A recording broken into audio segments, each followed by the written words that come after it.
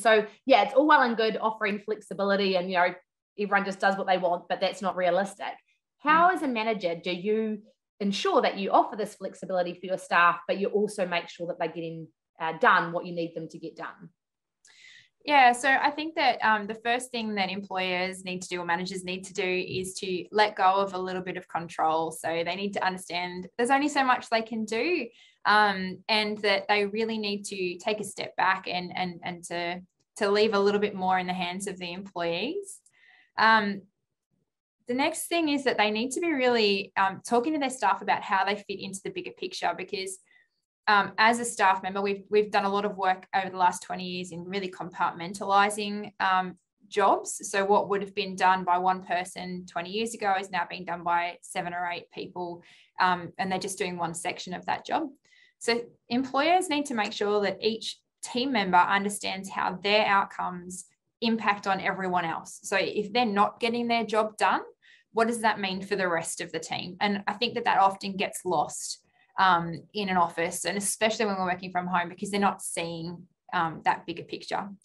The next thing is that we really need to probably move from hours behind a desk to looking at what are the outcomes that we're wanting that employee. So rather than we want that employee to work 35 hours a week or however many hours a week, we want them to deliver these outcomes each week. And that's not something that an employer can necessarily dictate. I would be exhausted if I had to dictate that to all of my employees. That's something that an employee can say, right, this is the bigger project that we're working on. This week, I'm going to get these things done.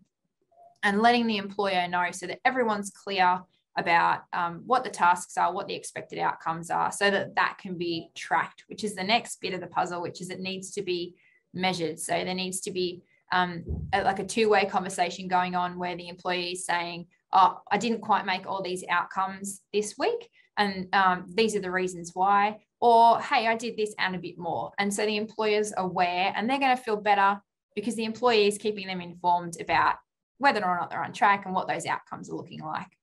And then the last thing I think is that none of that works unless you are willing to take a coaching management strategy. And that might mean that you do need to pull in some people to talk to your management staff or to do some more training so that they're feeling comfortable to shift from a boss and employee kind of relationship to something that's more on a level where we're working as part of a team, and that there's that coaching kind of mindset taking place.